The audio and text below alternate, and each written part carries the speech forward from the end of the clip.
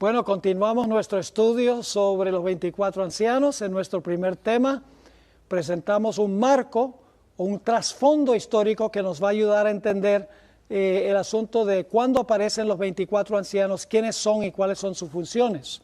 Quiero repasar lo que estudiamos en nuestro primer tema rápidamente. Ustedes recuerdan que según la Biblia el Señor Jesucristo tenía que venir a esta tierra con dos propósitos principales.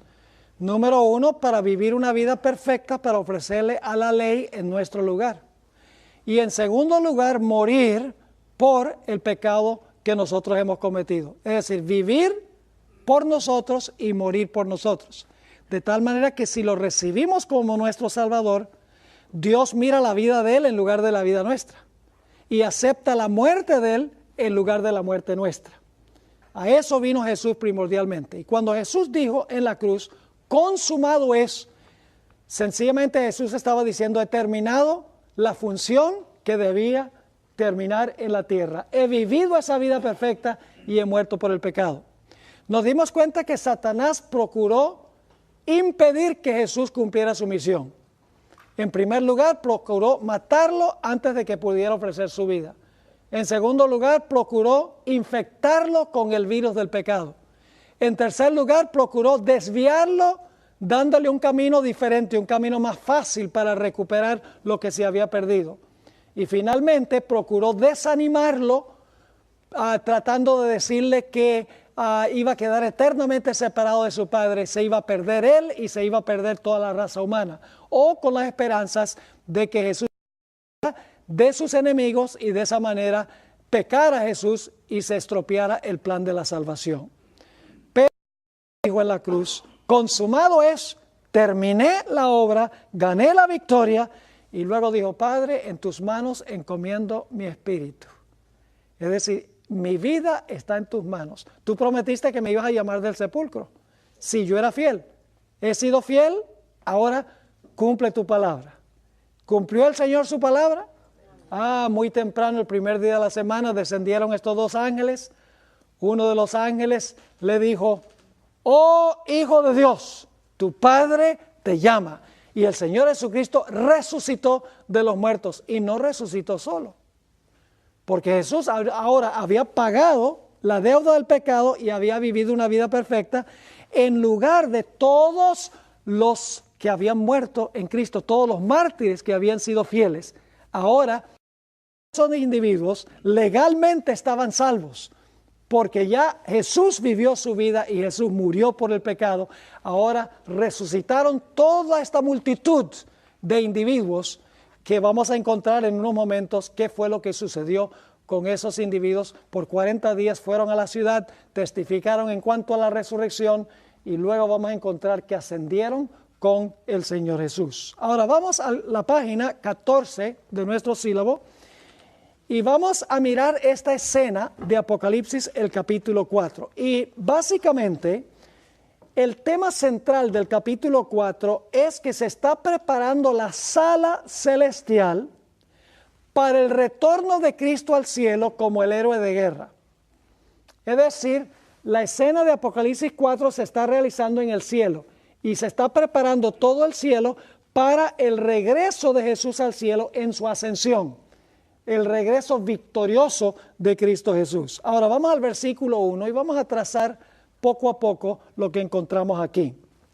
Después de esto, miré, y he aquí una puerta abierta en el cielo.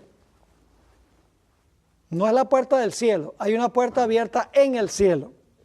Y la primera voz que oí como de trompeta, hablando conmigo, dijo, sube acá. Y yo te mostraré las cosas que sucederán después de estas. Así que hay una puerta abierta. Juan entra en visión por la puerta. Y ahora vamos a leer el versículo 2. Y al instante yo estaba en el espíritu. Significa que estaba en visión. Y he aquí un trono establecido en el cielo.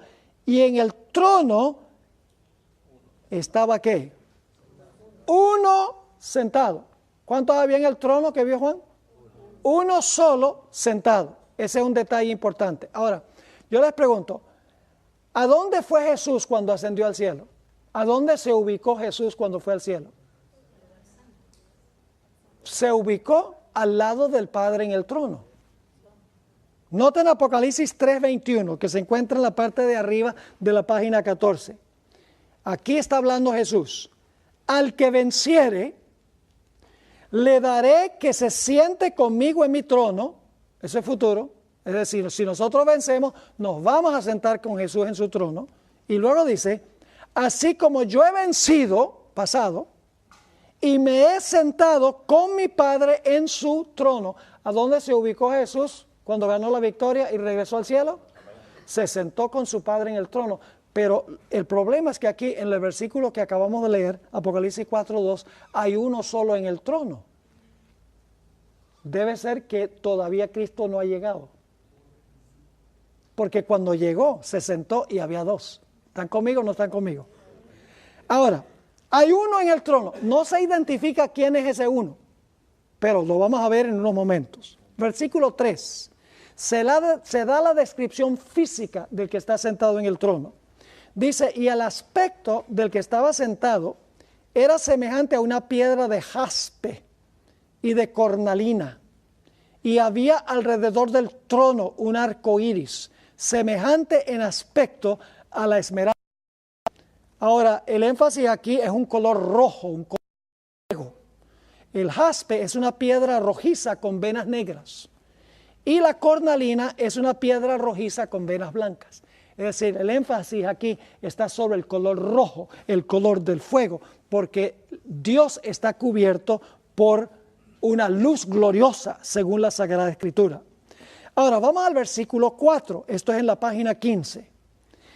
Y alrededor del trono, donde hay uno sentado, había 24 tronos. Y vi sentados en los tronos a 24 ancianos, vestidos de ropas blancas con coronas de oro en sus cabezas. Ahora quiero que visualicen esto. Hay una puerta abierta en el cielo. En visión Juan entra por la puerta abierta. Dentro de la puerta ve un trono. Hay uno sentado en el trono. Cuando Cristo llegó había dos, pero ahora solamente hay uno. Describe la escena, la forma en que se ve este personaje rodeado de rojo, rodeado de fuego. Y entonces dice que alrededor del trono había 24 tronos con 24 personajes sentados que se llaman ancianos. Y dice que tenían ropas blancas y tenían coronas de oro sobre sus cabezas. Quiero que visualicen eso. Ahora, noten el versículo 5. ¿A dónde se está realizando esta escena? ¿En qué lugar del cielo? ¿A dónde conduce esa puerta a donde se encuentra el trono con el individuo que está sentado? No cabe duda.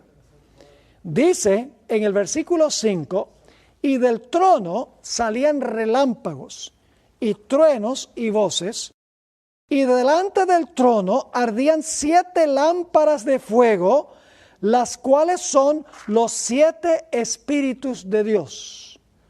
Ahora aquí viene la pregunta. ¿A dónde se encontraban las 7 lámparas de fuego en el santuario? Se encontraban en el lugar santo. Así que esta escena se está realizando ¿dónde? El trono está en el lugar santo del santuario. Ahora Jesús murió en el atrio. Cuando fue al cielo, ¿fue a dónde? Al lugar santo.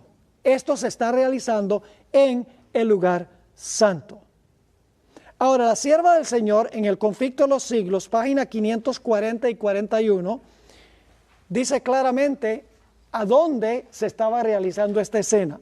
Voy a leer ese pasaje. Dice, los lugares santos del santuario celestial están representados por los 2 departamentos del santuario terrenal. Cuando en una visión le fue dado al apóstol Juan que viese el templo de Dios en el cielo, contempló allí 7 lámparas de fuego ardiendo delante del trono. Vio un ángel que tenía en su mano un incensario de oro. ¿A dónde se encontraba el altar de incienso? En el santo también.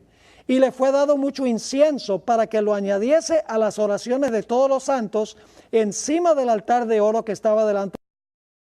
Ahora viene explícito. Se le permitió al profeta contemplar el primer departamento del santuario en el cielo y vio allí las 7 lámparas de fuego donde acabamos de leer, y el altar de incienso, representados por el candelabro de oro y el altar de incienso en el santuario terrenal. Así que, ¿a dónde se está realizando esta escena específicamente? Esto está ocurriendo en el lugar santo del santuario. Ahora queremos ir en nuestro sílabo a la página 18. Ustedes pueden leer todo lo que está allí. Hay mucha información valiosa que no estamos cubriendo en estos momentos. Los que van a ver estas presentaciones en DVD y por televisión, hay un sílabo que va con esto, con mucho más información que lo que podemos cubrir aquí en clase. Todos los estudiantes tienen el sílabo, ustedes pueden conseguirlo también. Ahora vamos al versículo 6. Hay otros personajes allí también. Fíjense, hasta ahora hemos visto que en el trono hay uno sentado. Alrededor del trono hay 24 tronos con 24 ancianos sentados. Además de eso están las 7 lámparas de fuego que representan los 7 espíritus de Dios. No es que hay 7 Espíritus Santos. El número 7 significa plenitud o totalidad. Es decir, está presente también allí ¿quién? El Espíritu Santo está presente allí también. Ahora, fíjense el versículo 6. Otros personajes allí. Dice, y delante del trono había como un mar de vidrio, semejante al cristal. Y junto al trono y alrededor del trono, 4 seres vivientes llenos de ojos delante y detrás. Así que quiero que se imaginen, ahí en medio del trono, 4 seres vivientes, que son los 4 seres vivientes que rodean el trono celestial de Dios. Así que tenemos varios personajes allí, en esta escena que se está realizando en el lugar santo. Tenemos a uno sentado en el trono, tenemos a 24 ancianos sentados en tronos, todavía tenemos que identificar quiénes son. En medio del trono tenemos 4 seres vivientes y tenemos las 7 lámparas de fuego que son los 7 espíritus de Dios. Está en su plenitud presente allí ¿quién? El Espíritu Santo. Ahora, la pregunta clave es, ¿quiénes son estos personajes? ¿Quiénes son los 24 ancianos? ¿Quiénes son los 4 seres vivientes? ¿Quién estaba sentado sobre el trono? ¿Y qué representan las 7 lámparas de fuego? Gracias a Dios, el espíritu de profecía lo explica clarito. Y luego vamos a ir a las escrituras para mostrar que lo que dijo la sierva del Señor se encuentra en la Sagrada Escritura. Quiero leerles este pasaje que encontramos en El Deseo de Todas las Gentes, páginas 772 y 773. Dice allí, todo el cielo estaba esperando para dar la bienvenida al Salvador a los atrios celestiales. Ahora, cuando ustedes leen Apocalipsis capítulo 4, van a descubrir algo muy interesante. Y es que en Apocalipsis el capítulo 4 no está la hueste angélica. No se menciona la hueste angélica. Y en el capítulo 4 tampoco está presente Cristo Jesús. No aparece en el capítulo 4 en ninguna parte. Y según la página 18, que no leímos, en los versículos 8 al 11, los seres celestiales están elevando un himno de alabanza al que está sentado sobre el trono porque Él es el creador. No hay ningún himno de redención. En el capítulo 4 está ausente Jesús. Y no está tampoco la hueste angélica. Y uno se pregunta inmediatamente, ¿por qué en el capítulo 4 está uno sobre el trono, no 2? Están los 24 ancianos presentes allí, están los 4 seres vivientes allí, están las 7 lámparas de fuego que representan la plenitud del Espíritu Santo. Todos están allí en el capítulo 4. Se está cantando un himno al Creador que está sentado sobre el trono, pero no se menciona a Jesús, no se menciona la redención, ni se menciona la hueste angélica. ¿Por qué razón? Mis queridos hermanos y hermanas, la sencilla razón es que en el capítulo 4 Jesús no ha llegado todavía. La hueste angélica vino a buscar a Jesús. Y Jesús y los ángeles están en camino al cielo. Y en el capítulo 4 se está preparando el salón para recibir al héroe de guerra regresando al cielo victorioso. Ahora, quiero que noten cómo la hermana White lo tenía clarito. Dice, todo el cielo estaba esperando para dar la bienvenida al Salvador, a los atrios celestiales. Mientras ascendía, iba adelante, y ahora vamos a ver los que resucitaron con Cristo. Y la multitud de cautivos, libertados en ocasión de su resurrección, le seguía. Ahora yo pregunto, ¿los 24 ancianos pueden ser la multitud que resucitó con Cristo? ¿Saben por qué no pueden ser? Porque ya estaban allí en el capítulo 4 antes que llegara Jesús con los cautivos. ¿Sí me están siguiendo o no? Ahora vamos a ampliar ese punto a medida que estudiamos. Sigue diciendo, mientras ascendía iba adelante y la multitud de cautivos, libertados en ocasión de su resurrección, le seguía. La hueste celestial, ahora sabemos a dónde estaban los ángeles. La hueste celestial, con aclamaciones de alabanza y con canto celestial, acompañaba al gozoso séquito. La hueste celestial no está en el capítulo 4 porque vinieron a buscar a Jesús. Sigue diciendo, al acercarse a la ciudad de Dios, la escolta de ángeles demanda, alzado puertas vuestras cabezas y alzaos vosotras puertas eternas y entrará el Rey de Gloria. Gozosamente los centinelas de guardia responden, ¿quién es este Rey de Gloria? Dicen esto no porque no sepan quién es, sino porque quieren oír la respuesta. Jehová el fuerte y valiente, Jehová el poderoso en batalla. ¿Por qué se dice que el que está ascendiendo al cielo es poderoso en batalla? Porque acaba de venir del campo de batalla. Y vamos a encontrar que tiene las heridas que adquirió en el campo de batalla. Sigue diciendo. Dicen esto no porque no sepan quién es, sino porque quieren oír la respuesta de sublime loor. Jehová el fuerte y valiente, Jehová el poderoso en batalla, alzado puertas vuestras cabezas y alzaos vosotras puertas eternas y entrará el Rey de Gloria. Vuelve a oírse otra vez. Este es el Salmo 24, ustedes lo saben. ¿Quién es este Rey de Gloria? Porque los ángeles no se cansan nunca de oír ensalzar su nombre. Y los ángeles de la escolta responden, Jehová de los ejércitos, Él es el Rey de la Gloria. Y ahora escuchen. Entonces los portales de la ciudad de Dios se abren de par en par. Y la muchedumbre angélica entra. ¿Por qué no estaban ahí en el capítulo 4? Porque estaban en camino con Jesús al cielo. Dice, la muchedumbre angélica entra por ellos en medio de una explosión de armonía triunfante. Pueden imaginarse millones de ángeles cantando, porque ahora el héroe de guerra está regresando de la tierra con sus heridas del campo de batalla, pero victorioso. Ahora escuchen lo que sigue diciendo. Allí está el trono. Ese es Apocalipsis 4, ¿sí o no? Ahí está el trono. Y en derredor el arco iris de la promesa. ¿Estaba el arco iris en el capítulo 4? Sí. Ahí están los querubines y los serafines. Son los vivientes. Y ustedes dicen, ¿cómo lo sabemos?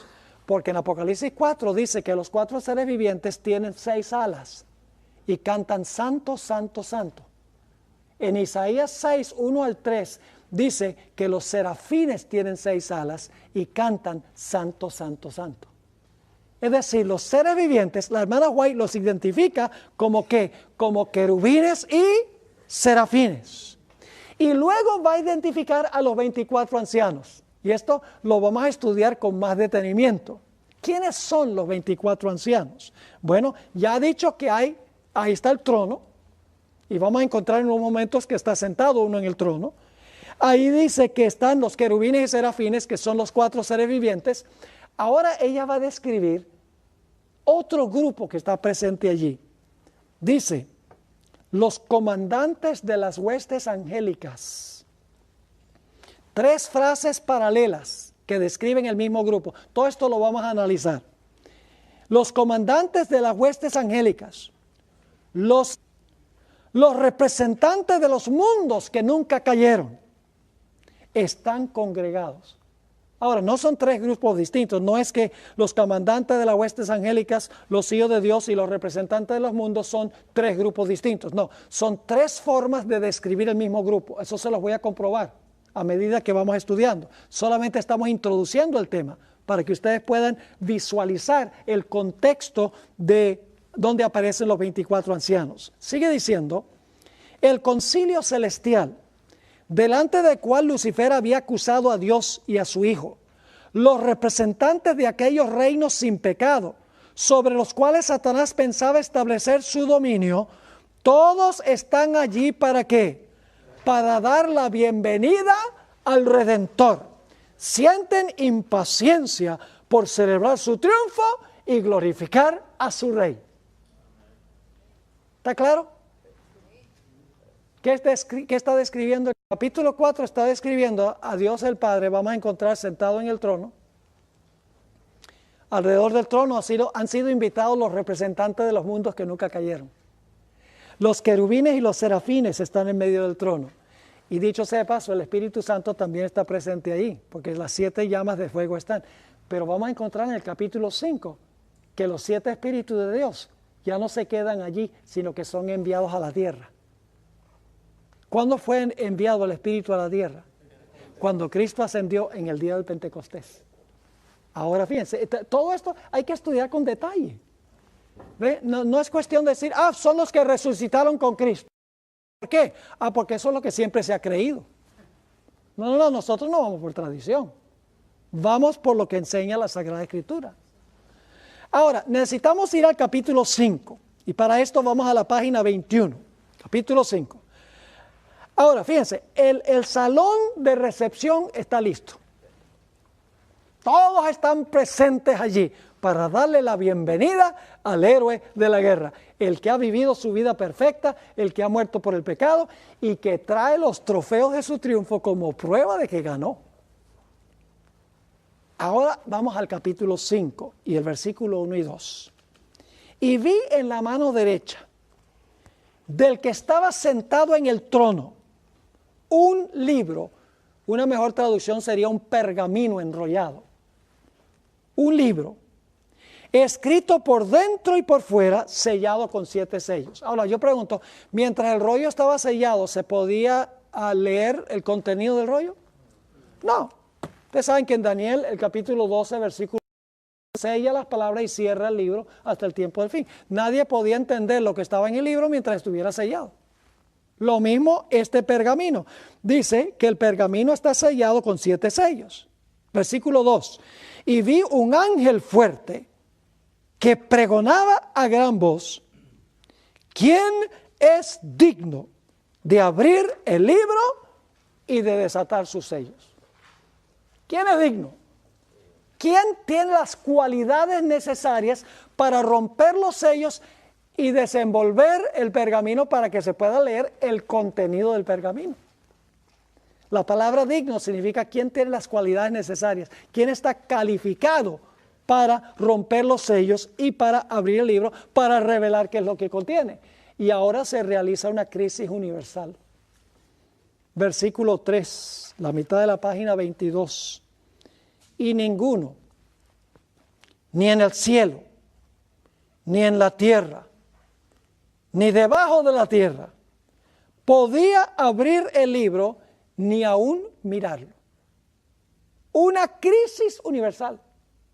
No se puede conseguir a nadie, ni en el cielo, ni en la tierra, ni debajo de la tierra, que pudiera romper los sellos y que pudiera abrir el libro. Yo pregunto, ¿Enoc podía abrir el libro? No. ¿Moisés? No.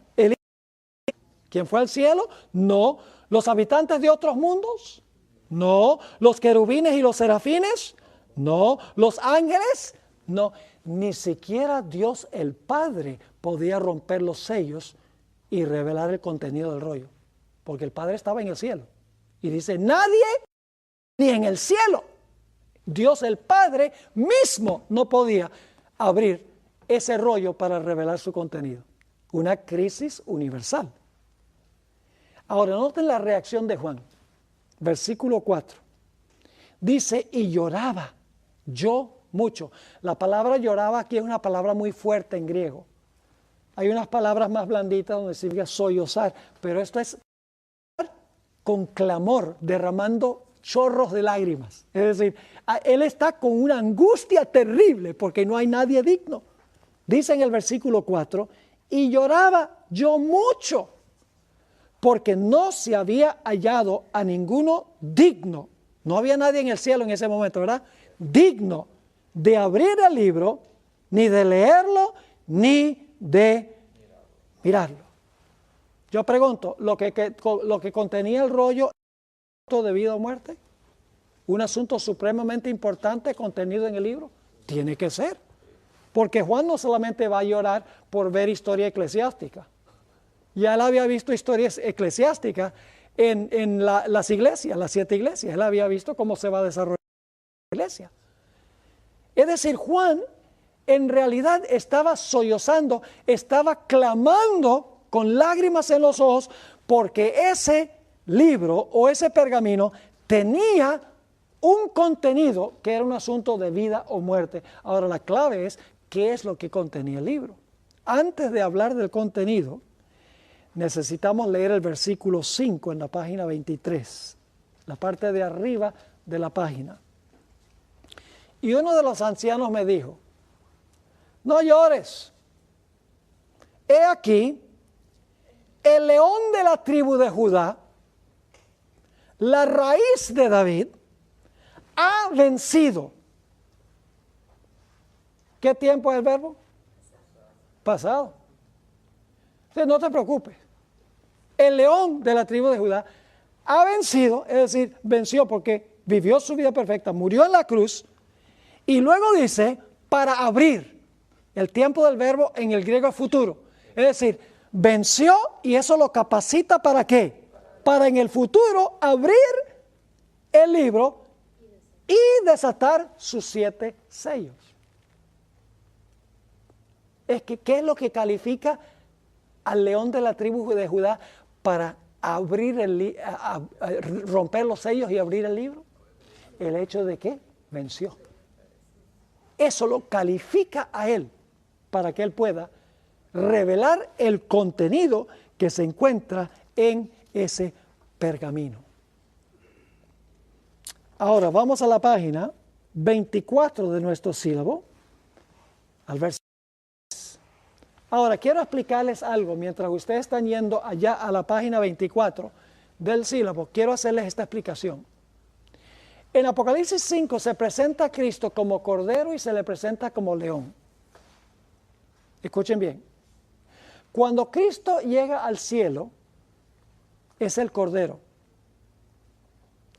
Cuando finalmente, al final de la historia, rompe los sellos y abre el pergamino, es el león. Porque venció para poder romper los sellos y para poder abrir el libro.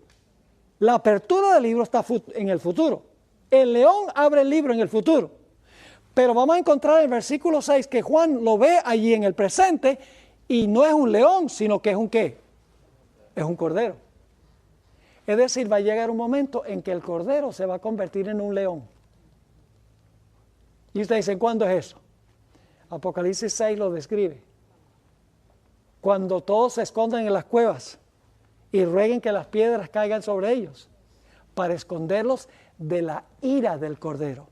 Ahí el cordero que salva se ha convertido en un león que destruye. ¿Están conmigo o no están conmigo? Ahora, noten lo que dice el versículo 6 y tengo muchas explicaciones en corchetes aquí. En mí en rojo, pero el de ustedes está en negro. Así que tengo explicaciones a diferentes frases. Dice en el versículo 6, y miré, y vi que en medio del trono y de los 4 seres vivientes y en medio de los ancianos estaba en pie un ¿qué? Un cordero como inmolado. ¿Eso está sucediendo en el presente cuando Juan lo está viendo? Sí. Dice, él vio y el cordero estaba ¿qué? Allí, inmolado. Pero el león venció en el pasado, pero en el futuro va a romper los sellos y abrir el libro. Pero aquí el cordero se hace presente en el lugar que fue preparado en el capítulo 4. Así que dice, vi un cordero como inmolado. Yo pregunto, ¿cuándo fue inmolado? Cuando murió en la cruz. Yo pregunto aquí, ¿está vivo o está muerto? Está vivo. porque si estuviera muerto no estuviera parado. Se está presentando aquí, ¿qué cosa? Vivo en el lugar que se menciona en el capítulo 4. Sigue diciendo, y tenía 7 cuernos, señal de poder. Dicho sea de paso, los cuernos no son como cuernos de animales, sino que son como los cuernos que hay en una corona que representan rayos de luz. ¿Saben que los cuernos que se encuentran en una corona, en realidad la corona es dorada porque representa los rayos de luz? Por ejemplo, Moisés cuando descendió de la montaña dice que le salían cuernos de la cabeza. No significa que le salieron el cuerno pequeño y el cuerno notable, no. Significa que su cabeza le brillaba y parecía cuernos. Así que dice que tenía 7 cuernos, pleno poder, y ahora escuchen esto, y 7 ojos, los cuales son los que, ya vimos eso en el capítulo 4, pero ahora hay un cambio. Dice, los cuales son los 7 espíritus de Dios que enviados por toda la tierra. En el capítulo 4 están los 7 espíritus allí, pero ¿qué sucede en el capítulo 5? En el capítulo 5, cuando se presenta el Cordero como inmolado, los 7 espíritus son enviados a la tierra. Esto está sucediendo ¿cuándo? Cuando Cristo asciende al cielo y derrama a la tierra, ¿qué cosa? El Espíritu Santo. Sucede en el día del Pentecostés. La hermana White, al pie de la página 24, explica en el libro Hechos de los Apóstoles, página 31 y 32, cuando Cristo entró por los portales celestiales, fue entronizado en medio de la adoración de los ángeles. Tan pronto como esta ceremonia hubo terminado, ahora escuchen bien, Jesús se sentó con el Padre, ¿sí o no? Cuando ascendió al cielo se sentó con el Padre. Luego dice, tan pronto como esta ceremonia hubo terminado, cuando Jesús se sentó en el trono, el Espíritu descendió, es enviado a la tierra. Descendió sobre los discípulos en abundantes raudales y Cristo fue de veras glorificado con la misma gloria que había tenido con el Padre desde toda la eternidad. El derramamiento pentecostal era la comunicación del cielo de que el Redentor había iniciado su ministerio celestial. De acuerdo con su promesa, había enviado al Espíritu Santo del cielo a sus seguidores como prueba de que como sacerdote y rey había recibido toda autoridad en el cielo y en la tierra y era el ungido sobre su pueblo. ¿Está quedando claro este panorama? En el versículo 7. Usted dice, pero pastor, ahí dice que estaba el cordero inmolado. Sí, estaba el cordero inmolado, pero el cordero inmolado vino ahí. Noten el movimiento en el versículo 7. Y vino. ¿Vino a dónde? A donde estaba el que sentado en el trono. Dice, y vino. Y tomó el libro de la mano derecha del que estaba sentado en el trono. Vino significa que no estaba allí. Vino a donde estaba el que estaba sentado en el trono. Versículo 8. Y cuando hubo, dicho sea de paso, en este momento ya no están cantando los seres celestiales. Hay un silencio sepulcral. En unos momentos vamos a leer una cita, vamos a completar la cita del deseado de todas las gentes. Dice en el versículo 8, cuando hubo tomado el libro, los 4 seres vivientes, que son querubines y serafines, y los 24 ancianos, que son los representantes de los mundos que nunca pecaron, se postraron delante del Cordero. Todos tenían arpas, y ahora escuchen, y copas de oro llenas de incienso, que son las oraciones de los santos. Interesante. Según dice esto, los seres vivientes y los 24 ancianos presentan las oraciones de los santos ante el trono de Dios. Y usted dice, ¿cómo es eso? ¿Acaso Jesús no es el que los presenta? Sí, pero los ángeles los llevan allá. Y vuelven a traer respuestas de Dios. ¿Recuerdan la escalera que vio Jacob? ¿Qué había subiendo y bajando por la escalera? Ángeles. Llevan nuestras peticiones ante el trono y vuelven a traer respuestas de Dios. Tienen una función intercesora los ángeles. Así que dice, se postraron delante, y todos estos son detalles importantes para lo que vamos a estudiar en nuestras siguientes sesiones. Se postraron delante del Cordero, todos tenían arpas y copas de oro llenas de incienso, que son las oraciones de los santos. En esta cita del Espíritu de Profecía, que se encuentra en Counsels to Teachers, Consejos para los Maestros, página 110, la hermana White dice, los ángeles ofrecen el humo del fragante incienso a los santos que oran. Los ángeles ofrecen el incienso, al igual que los 24 ancianos, de lo cual hablaremos. Ahora viene algo muy interesante. En el capítulo 5 de repente está el Cordero, y el Cordero viene herido, pero viene vivo. Y viene hasta donde está sentado sobre el trono, y ahora los seres celestiales van a cantar un himno. Pero ya no es un himno en honor al es un himno en honor al Redentor. ¿Están viendo la conexión? En el capítulo 4, ¿a quién se está exaltando? A Dios el Padre, porque últimamente Él es el arquitecto de la creación. Bueno, pastor, ¿usted no leyó en Juan 1 que el creador fue Jesús? Sí, sí. Pero la Biblia también dice que el Padre es el creador. El Padre crea a través de Jesús. Así que se presentan los dos como el creador. El Padre es el arquitecto y el Hijo es el albañil. ¿Me están entendiendo? Ahora fíjense. Dice en el versículo, ahora viene el himno. Honor al creador, porque ha llegado ahora el Redentor al cielo. Y de repente ahora aparecen millones de ángeles. ¿A dónde estaban esos millones de ángeles en el capítulo 4? Buscando a Jesús. Ahora fíjense lo que dice allí en el versículo 9. Y cantaban un nuevo cántico, diciendo, digno. Se consiguió el que es digno, el que llegó. Digno eres de y de abrir sus sellos, porque tú fuiste, pasado, ¿verdad?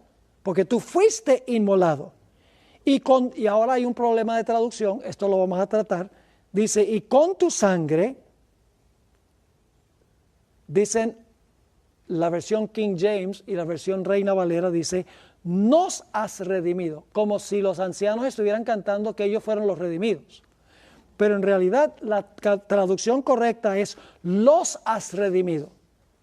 Es decir, los seres vivientes y los ancianos no dicen que ellos son los redimidos, están cantando en cuanto a los redimidos. Eso todo lo vamos a cubrir. Es decir, la traducción correcta es, con tu sangre los has redimido para Dios, piense, tiempo pasado, de todo linaje y lengua y los has, no debe ser nos has, los has hecho para nuestro Dios, reyes y sacerdotes, y reinarán sobre la tierra. Es decir, los seres vivientes y los 24 ancianos no son ellos los redimidos. Ellos están cantando en cuanto a los redimidos. Y les prometo que todo esto lo vamos a analizar y lo vamos a ver en su contexto. Nada más ahora quiero que vean el concepto global. Versículo 11 dice, y miré y oí la voz de muchos ángeles alrededor del trono. Ahora aparecieron los ángeles porque llegaron con Jesús. Y de los seres vivientes y de los ancianos. Y su número era ¿qué? Millones de millones, que decían a gran voz, el Cordero que fue inmolado, pasado, ¿verdad? El Cordero que fue inmolado es digno. ¿Por qué es digno? Porque fue inmolado. De tomar el poder, las riquezas, la sabiduría, la fortaleza, la honra, la gloria y la alabanza. Y a todo lo creado que está en el cielo, sobre la tierra y debajo de la tierra, y en el mar, y todas las cosas que en ellos hay, oí decir, al que está sentado en el trono y al Cordero, sea la alabanza, la honra, la gloria y el poder por los siglos de los siglos. Los 4 seres vivientes decían amén. Y los 24 ancianos se postraron sobre sus rostros y adoraron al que vive por los siglos de los siglos. Ahora el himno es porque se está exaltando ¿a quién? Al Cordero, al Redentor. Y están cantando, Él es digno ¿de qué? Él es digno de romper los sellos, de revelar el contenido del libro, porque Él fue ¿qué? Porque Él fue inmolado y Él venció en la tierra. Ahora necesitamos hablar del libro. ¿Qué es lo que contiene el libro? ¿Por qué era tan grande esta crisis universal? ¿Por qué era tan terrible que no hubiese nadie digno de romper los sellos y abrir el libro? Debe ser que hay algo muy importante en ese pergamino. Pero la pregunta clave es, ¿qué es lo que había en ese pergamino? Solo voy a leer una de las citas que encontramos en la página 27 del sílabo, por la premura del tiempo. Según el testamento del pretorio, un testamento en la ley romana llevaba los 7 sellos de los 7 testigos en las que aseguraban la tableta o el pergamino. Un testamento tal no se podía ejecutar hasta que se rompiesen los 7 sellos. Es decir, el pergamino era un testamento. El testamento de la raza humana es lo que contiene ese libro. Déjenme leerles la otra cita, la primera que está allí, de Ranko Stefanovic. Los arqueólogos han traído a la luz muchos documentos que tienen entre 2, 7 o más.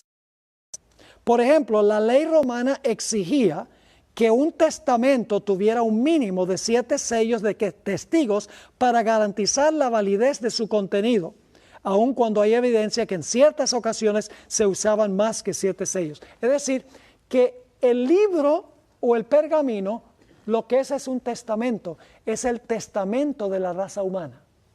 Ahora, yo pregunto, ¿qué es lo que revela un testamento? ¿Qué contiene un testamento? Un testamento contiene lo que se va a heredar y quién lo va a heredar. Yo pregunto, ¿un testamento lo puede abrir cualquiera? ¿O hay ciertas cualidades que debe tener el individuo para abrir un testamento? Hay una persona que se le delega esa responsabilidad. Ahora, ¿qué sucede si el testamento queda sellado y nunca se abre? Nadie hereda nada. Juan sabía, viviendo en el imperio, que este era el testamento de la raza humana.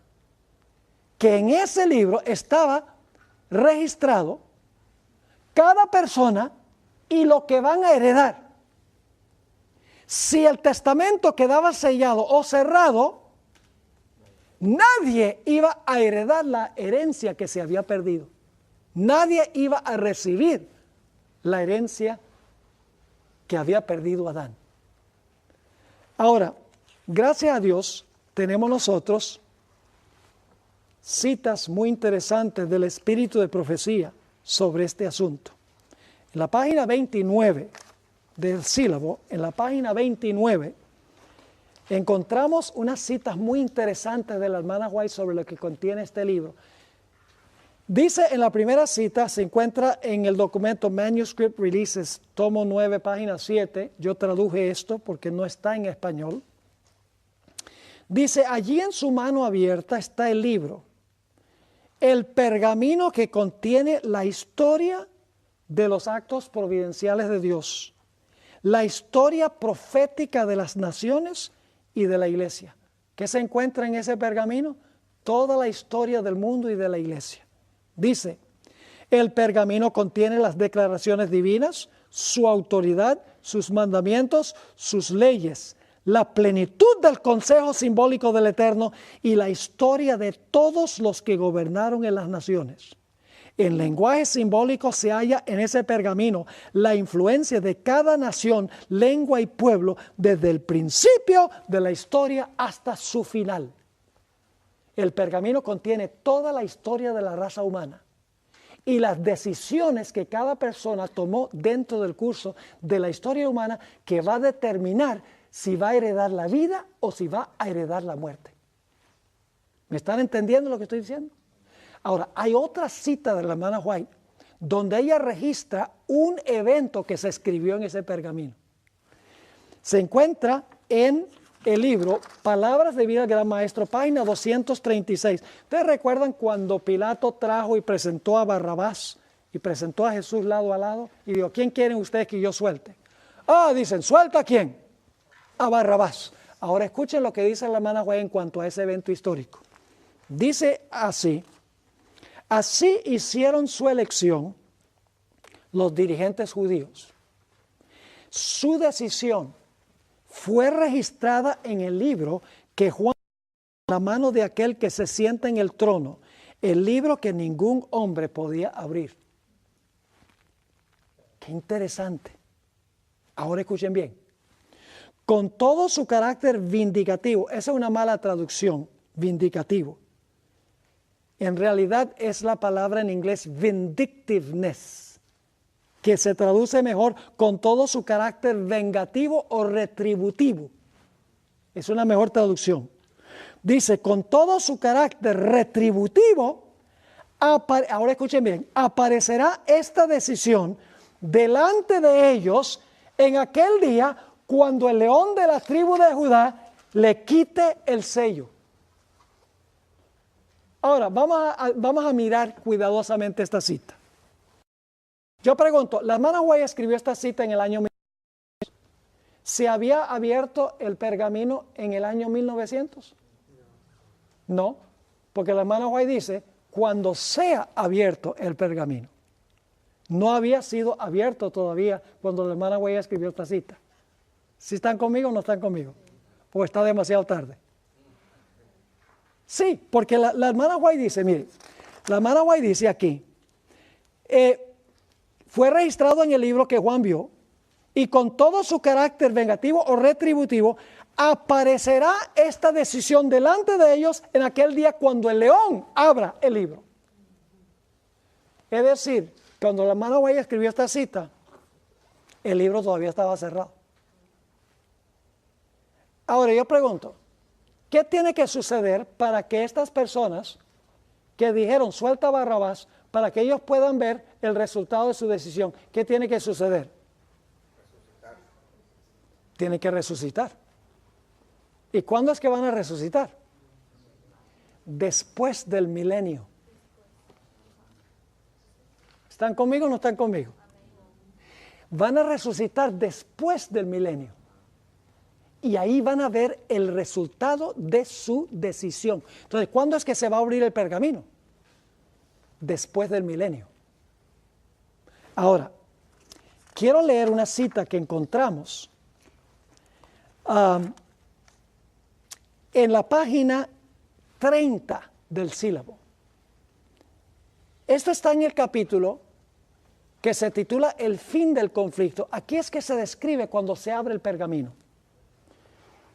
Escuchen bien, dice, por encima del trono se destaca la cruz. Esto es después del milenio, ya los impíos todos han resucitado, Satanás y sus ángeles están fuera de la santa ciudad, Dios está sentado en su trono, Jesús sobre un trono blanco. Ahora se abren los libros para mostrarle a Satanás y sus ángeles, a los impíos, el fruto de sus obras. Y dice, por encima del trono se destaca la cruz. Y como en vista panorámica, este es el abrir del rollo, en vista panorámica, aparecen las escenas de la tentación, la caída de Adán y los pasos sucesivos del gran plan de la redención. ¿Recuerdan la primera cita que leímos de la hermana White, donde dice que va a estar toda la historia del mundo en el pergamino?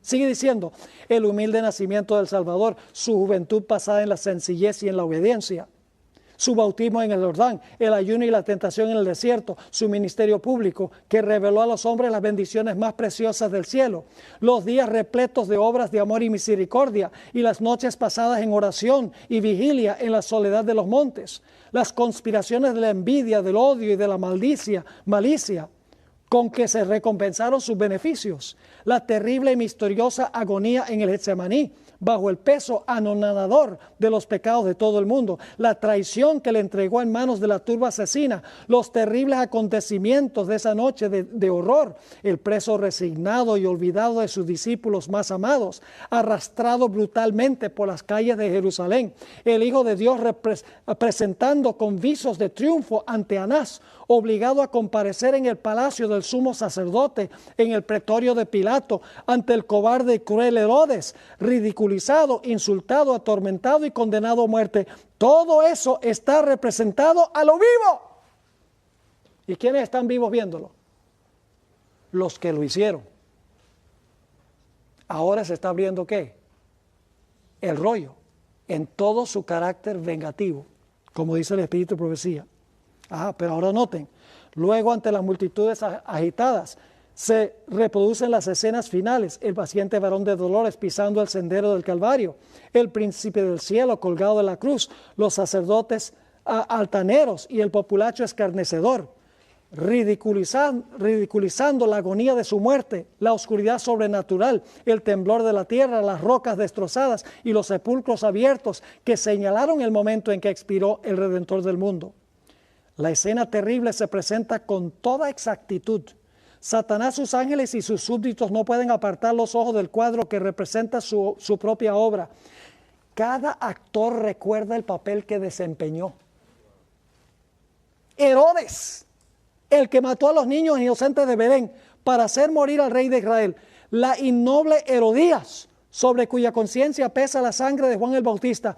El débil Pilato, esclavo de las circunstancias. Los soldados escarnecedores, los sacerdotes y gobernantes y la muchedumbre enloquecida que gritaba: recaiga su sangre sobre nosotros y sobre nuestros hijos.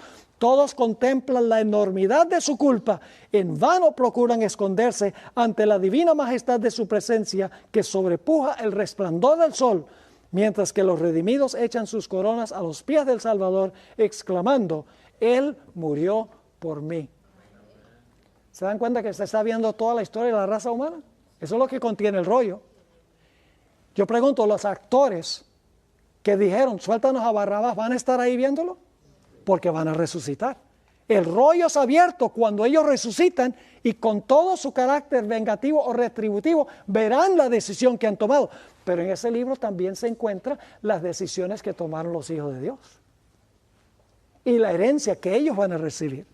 Es decir, el rollo, el pergamino revela lo que van a heredar los justos y lo que van a heredar los impíos. Si no se abre el pergamino o el testamento, nadie hereda nada. Por eso Juan lloró. Porque si no se abre el pergamino, todos están perdidos. La herencia nunca se recupera. Y luego ustedes pueden seguir leyendo esta cita. Se relata a los apóstoles, Pablo, Pedro, Juan, Nerón, la madre de Nerón. Ahora va a la historia eclesiástica y luego el siguiente párrafo va a los 1260 años, los sacerdotes, prelados, los padres de la iglesia, etcétera. Todos van a ver en visión panorámica cuando se abre ese pergamino o ese rollo. Ahora escuchen bien, cuando se escribió el Nuevo Testamento, los registros se llevaban en libros o en pergaminos. Si Dios estuviera hablándole a un profeta hoy, diría que Dios va a mostrar un DVD o algo mucho más espectacular. No podemos entender la tecnología que va a usar Dios, pero Dios tiene registrada toda la historia de la raza humana en ese pergamino, según leímos en el Espíritu de Profecía. Es el panorama, dice en vista panorámica por encima de la ciudad se ve toda la historia de la raza humana. ¿Qué tecnología tendrá Dios? Y ahí se va a ver toda la historia, las decisiones positivas que se tomaron y negativas que se tomaron.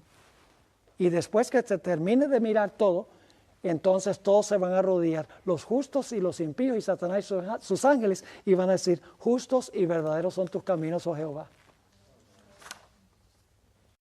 Esto. Ahora, quiero regresar a la página 28, solamente nos quedan 4 minutos.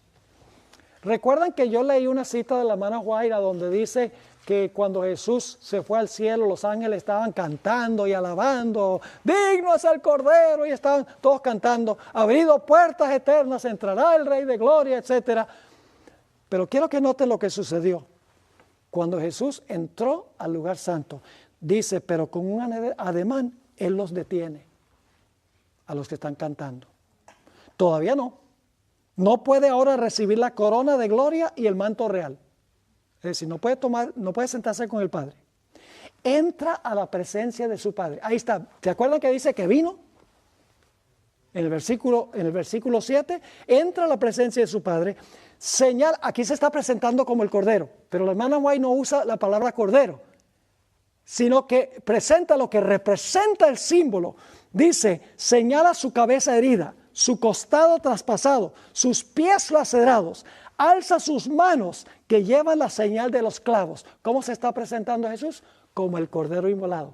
Solo que la hermana White no usa la palabra Cordero, sino que presenta la realidad. Presenta los trofeos de su triunfo.